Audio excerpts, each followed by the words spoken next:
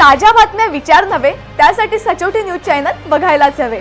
ज्ञान मनोरंजन संस्कार देणारे चॅनल सचोटीला सबस्क्राइब करा, बेल आयकॉनचे बटन दाबा, सोबत शेअर करायला विसरू नका।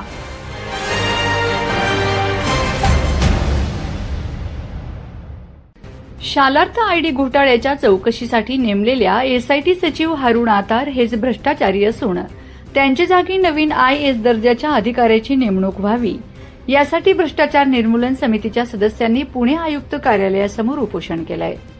एसआयटी प्रमुख चंद्रकांत पुळकुंडवार साहेबांशी भेट घेऊन चर्चा केली। एसआयटी कोर्टाकडून रद्द होण्याची चिन्हे असून त्या जागी निवृत्त न्यायमूर्तींकडून चौकशी होण्याची चिन्ह आहेत। या संदर्भात हायकोर्टाकडून आदेश येण्याची शक्यता आहे।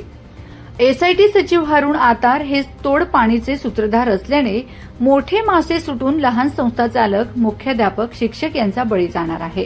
चौकशी सुरू होताच मुख्याध्यापक, शिक्षक हे निवृत्ती घेत आहेत। नाशिकला 2 गुन्हे दाखल असून अजून 2 गुन्हे दाखल होतील।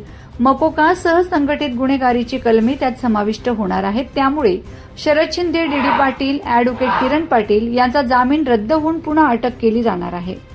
नाशिक विभागात झालेल्या घोटाळ्यातील आरोपींची संख्या 5000च्या घरात जाणार आहे।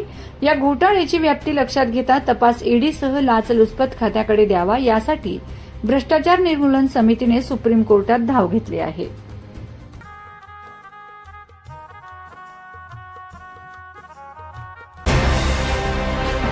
ताज्या बातम्या विचार नव्हे त्यासाठी सचोटी न्यूज चॅनल बघायलाच हवे। ज्ञान मनोरंजन संस्कार देणारे चॅनल सचोटीला सबस्क्राइब करा, बेल आयकॉनचे बटन दाबा, सोबत शेअर करायला विसरू नका।